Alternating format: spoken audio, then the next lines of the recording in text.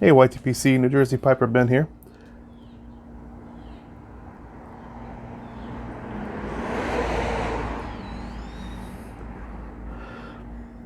Having some Peterson Dunhill Elizabethan, or Dunson as I like to call it, in my Costello billiard.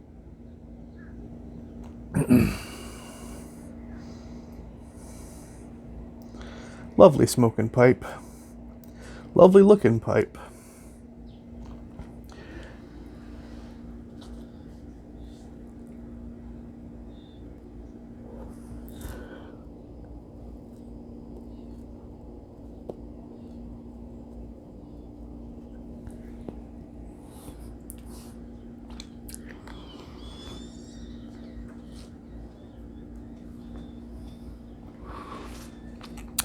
And the Elizabethan did rehydrate pretty good. So I told that story about how my tin wasn't sealed, and so the tobacco just dried the hell out. It was crispy. So I put it into a jar, and somebody commented on the video. I can't remember who it was. I don't think they were a presenter or anything, but they said just small piece of toilet paper, wet it, and put it in the jar. Worked like a charm. I know a lot of people buy those rehydration stone things. Haven't really looked into those because I haven't had to do this before. But yeah, the wet toilet paper worked really well. Just really tiny little piece and maybe 2 squares folded up, wet, and just squeezed it out, so that it's just damp. It's not like dripping or anything. And put it in the jar, shook it up, put it on the shelf. It's good to go.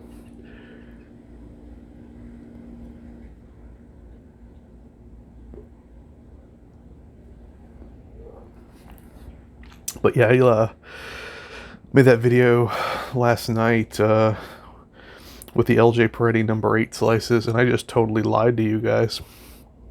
As I said, I definitely hadn't tried it before, and for some reason I was looking at my my YouTube studio list of videos, and I was just kind of scrolling down, just seeing if anything was getting like a lot of views for any particular reason. And I saw the video, LJ Peretti number 8 slices. I smoked it in my 7LE616, and I was like, what the hell? But I went back to the video and I said kind of the same thing. The Virginias were really sweet. The Perique was, mild, and the Burley kind of added some nuttiness to it. But the sweetness didn't hit me over the head as much as it did last night. And I don't know if that was just the mechanics of using a different pipe. I don't know if that was the jar time. I don't know, but it seems like if it was that sweet the first time I smoked it, it would have I would have been more it would have been more memorable, I guess. But yeah, crazy. So my memory sucks, by the way. It's just just to throw that out there. I used to have a pretty decent memory, but as I'm getting older, I'm finding I have to like write down everything. I can't remember anything.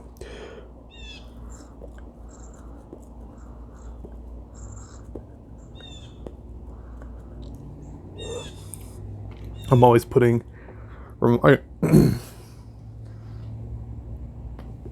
sorry, reminders on my phone calendar to do stuff. Reminders on my work calendar to do stuff. Just simple stuff.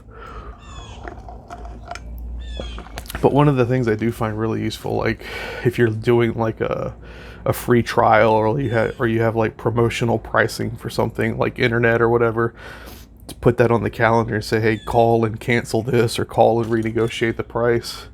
That's really nice. That's a good thing for sure. Because it's hard to keep up with all this crap nowadays.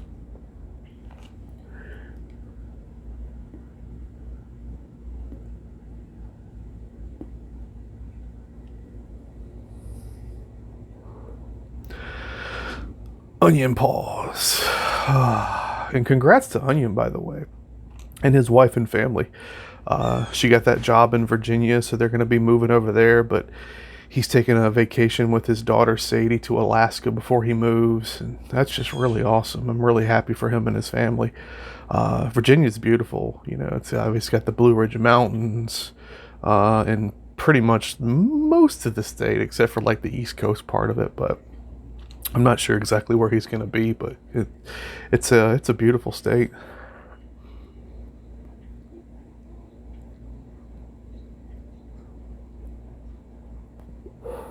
I don't know if it's as beautiful as Southern California, but it's a different kind of beauty, you know.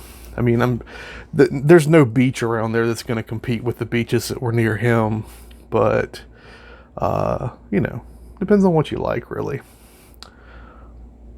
East Coast beaches are kind of hard to compete with West Coast beaches. I don't know. The eastern tip of Cape Cod had some gorgeous beaches that really surprised me by how pretty the water was, how blue it was. Uh, Gulf Coast has actually got some really nice beaches too. Obviously, you know, around like Destin, Gulf Shores, Alabama, that area. Beautiful sand, beautiful water. But yeah, just congrats on you, man. That's so awesome. I know he's looking forward to the change of scenery for sure.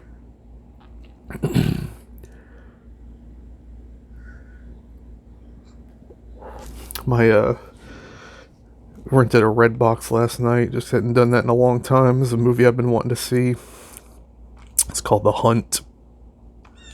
I won't get into it too much. The basic premise is some people have set up an elaborate sort of scheme or whatever to actually hunt human beings, and their motives are dubious.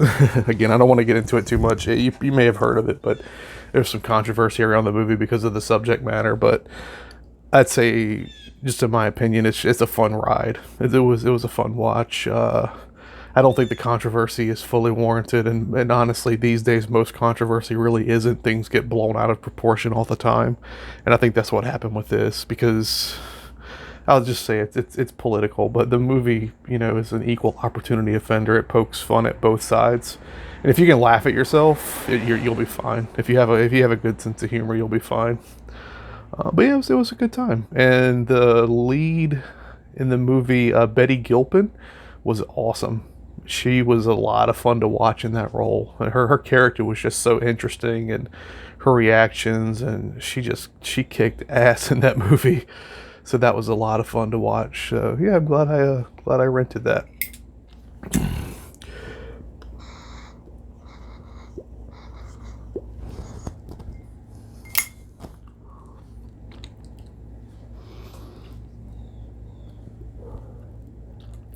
Yeah, one of the things I've been doing to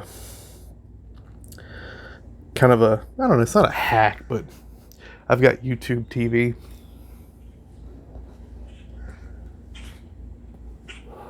I had DirecTV for the longest time because they had a really cheap rate locked in. I was getting it for $27 a month, and with the DVR and everything, and most of the channels I would want.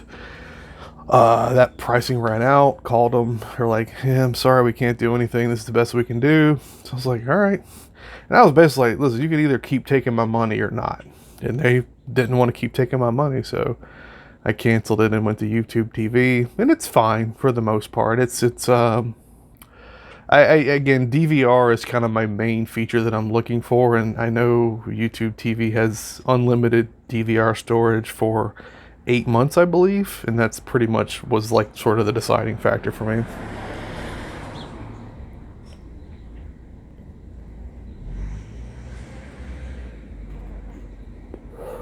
Because I don't watch anything live anymore. I record everything and just watch it later and fast forward the commercials, etc., etc. So, but one thing I've been doing, because they did do a price hike recently, but I go to Turner Classic Movies website and I look at their schedule, and you can see their schedule like, you know, a couple of months in advance or whatever. And I see a movie I've been wanting to see. Obviously, focusing on classic movies. They show a lot of movies from the Criterion collection, which is really cool because those are really expensive to buy on, you know, Blu-ray or whatever. Criterion has its own channel, but it's a subscription service. It has a free trial, but you know, I want to be able to like get as much out of that as I possibly could, you know.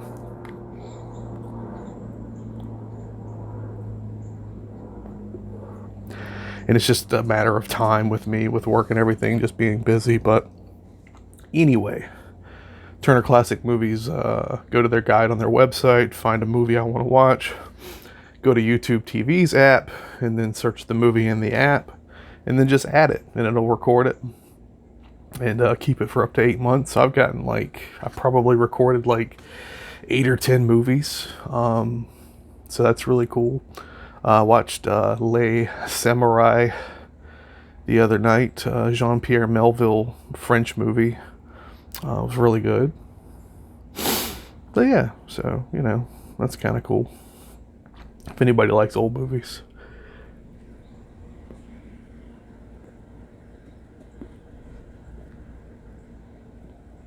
I know some people have like automatically like a negative opinion of old movies, I guess because, you know, they don't have the updated CGI and, you know, modern sort of commentary and things like that. But some movies are just timeless. They're just good.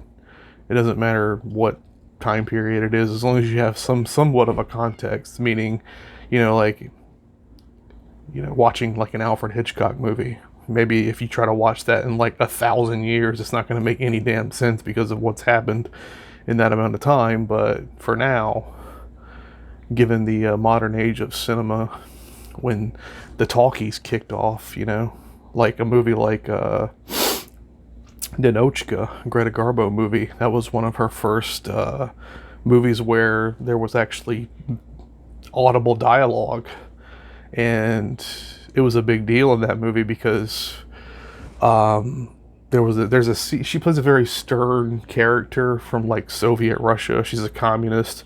She's been sent to France to be a representative for some sort of international incident about jewels or something. The plot is what it is, but it's not the important part of the movie. The important part of the movie is her character's transformation as she spends time in France and sees how free people live, and the enjoying sort of the finer things in life. But there's a scene in a restaurant where she can't hold her sternness in any longer, and she laughs, and nobody had ever heard Greta Garbo laugh before, and it was a big deal. It's something that simple, but it was a big deal in sort of quote unquote cinematic history. And like I think the tagline they use on the poster was, you know, Garbo laughs. But I love that movie. It's from like 1939, I think, if I'm remembering properly. But the concepts and the human sort of side of that movie is just, they're just universal sort of things, you know. So yeah. Anyway, rambling about movies for 13 minutes. Yeah, sorry guys. Can't seem to make a short video to save my life, but anyway, enjoying the Elizabethan in my Costello, enjoying my Friday off. It's kind of humid, but it's not very hot. It's like 75 right now, which is very, very awesome.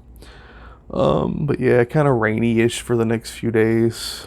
Yeah, hope you guys are doing well. Continue to have a great weekend, and as usual, be excellent to each other.